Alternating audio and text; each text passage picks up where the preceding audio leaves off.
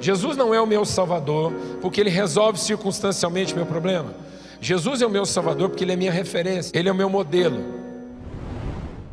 É uma estupidez não conhecer e não respeitar os tempos, as estações e aquilo que Deus preparou para que a nossa vida funcione. Não é para que a nossa vida seja ruim, é para que a nossa vida funcione, para que você seja alegre, para que você seja bem-aventurado e para que você saiba o que a vida é. E a vida não está na lei que eu inventei para mim mesmo. O homem pensou que sem ouvir Deus e apenas tendo controle sobre o que é certo e o que é errado, ele iria conhecer a vida, mas na verdade ele conheceu a morte, porque ele se afastou de Deus. Amém? Eu queria ler com vocês um trecho da palavra de Deus que embasa, né, a importância dessa reflexão a respeito das estações, que diz assim, Eclesiastes capítulo 3, verso 1, Eclesiastes 3, verso 1, diz assim, tudo tem o seu tempo determinado, e há tempo para todo propósito debaixo do céu. Diga comigo, tudo. Amado, tudo envolve todas as coisas, não exclui coisa alguma. Tudo tem um tempo determinado, e tudo foi estabelecido por Deus segundo um propósito. Mas quando eu tiro as coisas, Deus não fez coisa alguma para nos amaldiçoar. A palavra de Deus diz que todas as coisas criadas por Deus são boas e, se recebidas com ações de graça, vão fazer bem para a nossa vida. Amém? O mesmo álcool que você usa para fazer asepsia, para limpar um instrumento cirúrgico, para garantir a esterilização de um equipamento para você trabalhar com segurança, é o mesmo álcool que condena uma pessoa a uma vida de desgraça. É o mesmo álcool, não é um álcool diferente. Não tem um álcool que é bom e um álcool que é ruim. O álcool do alcoólatra não é um álcool diferente do álcool que você pode pegar uma cachaça e limpar um instrumento cirúrgico com ela e vai funcionar. E se você pegar uma garrafa de álcool lá do hospital, da farmácia e der para um bêbado tomar, ele vai ficar bêbado com ela. A substância é igual, criada pelo mesmo Deus. Amém, amados? Deus fez todas as coisas para abençoar a gente, e tudo tem um determinado propósito. O nosso grande desafio na vida é ouvir Deus para saber o propósito de cada coisa na nossa vida, cada momento, cada estação na nossa vida. E Ele diz assim, há tempo de nascer, tempo de morrer, tempo de plantar, tempo de se arrancar o que plantou, tempo de matar, tempo de curar, tempo de derrubar, tempo de edificar, tempo de chorar, tempo de rir, tempo de prantear, tempo de dançar, tempo de espalhar pedras, tempo de ajuntar pedras, tempo de abraçar e tempo de se afastar de abraçar, tempo de buscar e tempo de perder, tempo de guardar e tempo de deitar fora, tempo de rasgar e tempo de coser, tempo de estar calado e tempo de falar, tempo de amar e tempo de odiar, tempo de guerra e tempo de paz. Que proveito tem o trabalhador naquilo em que trabalha? Tenho visto o trabalho que Deus deu aos filhos dos homens, para com eles os afligir. Tudo fez formoso ao seu tempo, também pôs a eternidade no coração dos homens. Contudo, não podem descobrir a obra que Deus fez desde o princípio até o fim. Sei que não há coisa melhor para eles do que se alegrarem e fazerem o bem na sua vida. Deus colocou em nós o desejo pela eternidade. Deus colocou em nós o desejo pela vida. Deus colocou em nós o desejo de viver uma vida feliz e alegre. Não há pecado algum em querer ser feliz. Não há pecado algum em querer viver uma vida de alegria e comer do trabalho e ser bem sucedido naquilo que a gente faz. Deus colocou isso na vida da gente. Mas muitas vezes aquilo que deveria ser para a nossa bênção, aquilo que deveria ser para a nossa alegria, está se tornando para nosso sofrimento, para a nossa tribulação, para a nossa agonia. Por quê? Porque a gente deixou de prestar atenção e aprender com Deus o tempo de cada coisa. Talvez não haveria melhor maneira da gente encerrar esse ano do que refletir sobre as estações da vida. Até porque durante todo esse ano a gente esteve meditando sobre um texto da Palavra de Deus que é profundamente desafiador. A Palavra de Deus para nós no Ministério Sal da Terra durante todo o ano de 2014 está lá em Hebreus no capítulo 12, que fala exatamente o quê?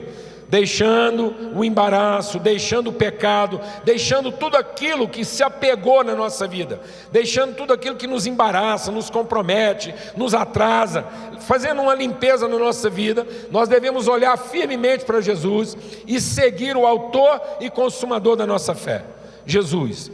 Ter os olhos colocados nele, entender Jesus como a referência da nossa vida, que ele, tendo por firme a promessa de Deus e sabendo exatamente qual era o plano de Deus para a sua vida, ele não teve dificuldade em se submeter aos processos e às estações de Deus na sua vida. Mas muitas vezes não é isso que eu quero. Sabe, amado, deixa Deus ministrar o seu coração. Às vezes a gente olha para Jesus e pensa que Jesus é o meu Salvador, porque Ele resolve meus problemas. Ele cura minhas enfermidades, Ele me ajuda a pagar as contas, Ele me faz morar num lugar legal, Ele cuida dos meus filhos, Ele livra minha casa do ladrão e de um punhado de coisa. Isso não é verdade. Não é verdade. Tem muita casa de crente sendo visitada por ladrão, tem muito filho de crente morrendo jovem, tem muito cristão morrendo de doença grave, e são cristãos verdadeiros. Nem sempre Jesus vai curar nossas enfermidades. Nem sempre Ele vai resolver nossos problemas do jeito que a gente gostaria.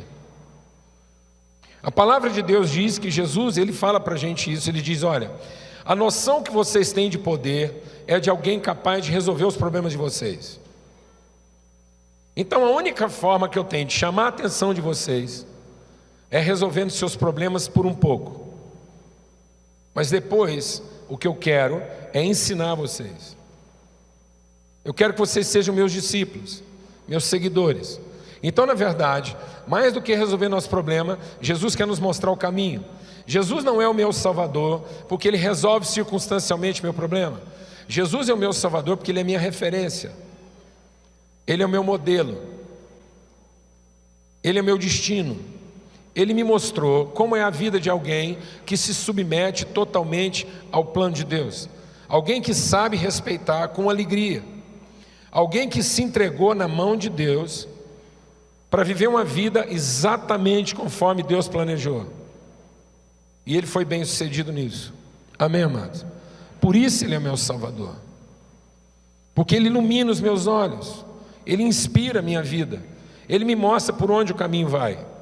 E Ele foi aquele que veio ao mundo guiado pelo Espírito Santo para viver uma vida exatamente conforme Deus disse que teria que viver. E Ele morreu jovem, 33 anos.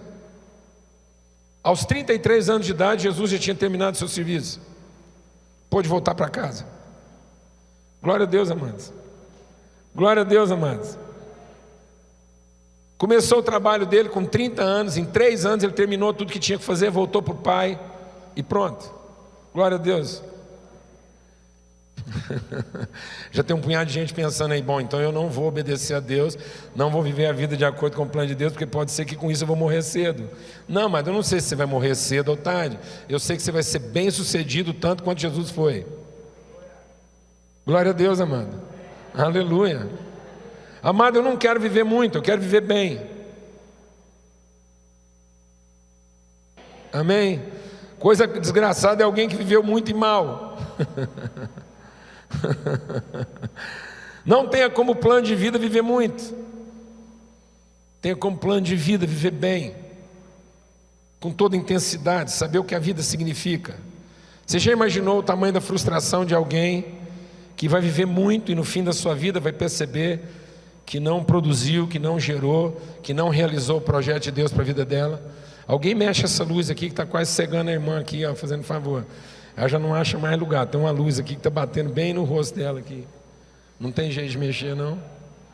Então talvez, pronto, a salvação chegou na sua vida, irmão. Aleluia, glória a Deus. Amém, amados? Então, as estações, a palavra de Deus diz que o homem que discerne O homem que presta atenção nas estações da sua vida, ele é bem-sucedido. O homem que sabe discernir o tempo da sua vida, ele é bem-sucedido, porque é um tempo determinado. Você sabe por que muita gente é infeliz hoje? Porque está em desarmonia com o tempo de Deus. Tem gente que hora está adiantado e tem hora que ele está atrasado. Uma vez eu compartilhei isso aqui na igreja. Eu sou filho de relojoeiro. Eu cresci no meio de relógio. Existe uma coisa melhor do que um relógio que funciona mal. Sabe o que é melhor do que um relógio que funciona mal? Um relógio quebrado. Um relógio quebrado marca a hora certa 2 vezes por dia. Mas um relógio que funciona mal não marca a hora certa nunca. Não é? O relógio quebrou às 10 horas, 2 vezes por dia ele vai acertar. Um relógio que adianta ou atrasa, ele não acerta nunca. Então tem gente que era melhor quebrado do que funcionando mal. Glória a Deus, amado. Aleluia. Às vezes Deus tem que quebrar a gente, causar um dano na nossa vida, porque quebrado a gente funciona bem pelo menos 2 vezes por dia. Mas funcionando mal do jeito que a gente está em constante desarmonia com o tempo de Deus. Não é verdade? Gente que está com roupa de inverno em pleno verão. Depois ele fala, não sei porque estou sentindo um calor. Parece que o mundo está pegando fogo. Não, amado, o mundo está normal, você que está mal vestido. Você que está mal equipado. Você está mal preparado para o momento da sua vida. Tem gente que não acha conforto, não acha condição de trabalho, porque tudo na vida dele está em descompasso. Gente que não tem coragem de chorar na hora que é de chorar. Sabe, amado, é muito importante saber chorar na hora de chorar. Quem não chora na hora de chorar, depois tem culpa de ficar alegre. Você já viu gente com culpa de ficar alegre? Eu conheço muita gente que tem culpa de ficar alegre. Eu vou te explicar por quê, porque ele fica alegre na hora errada. Porque na hora que ele ficar triste, ele não ficou triste. Aí agora na hora que ele resolve ficar alegre, não tem ninguém alegre com ele, ele fica com culpa. Em nome de Jesus, há tempo para tudo. E agora você vai entender porque que eu estou vestido desse jeito. E vai entender porque que essas coisas estão aqui no palco. Isso aqui não foi a faxineira que esqueceu. Tem gente que falou assim, o negócio aqui está ficando bagunçado, esqueceram o material da limpeza aqui no palco. Não, eu vou te explicar porque que eu vim vestido assim, porque que eu peguei minha camiseta mais velha e vim vestido assim meio para serviço. É porque nós vamos falar sobre 2 estações importantes da nossa vida: o outono e o inverno. Uma vez que a gente entende a importância das estações, do tempo, e a gente sabe que Deus tem uma cronologia, Deus está cumprindo um código, e Ele não vai mudar esse código em função da nossa independência, da nossa autonomia. Se Deus atender nossa autonomia, guarda isso no coração, a criação vai virar um caos. Mas se a gente se submeter ao cronograma de Deus, as coisas vão funcionar bem. Como engenheiro eu posso te falar isso. Tem muita gente que vive mal, porque ele nunca se submeteu a um plano para fazer as coisas na vida dele. Ele tem uma expectativa, e ele acha que a expectativa dele é um plano. Você pergunta para ele assim, você tem um plano de vida? Ele fala, eu queria ser isso. Isso não é um plano de vida, isso é um ideal.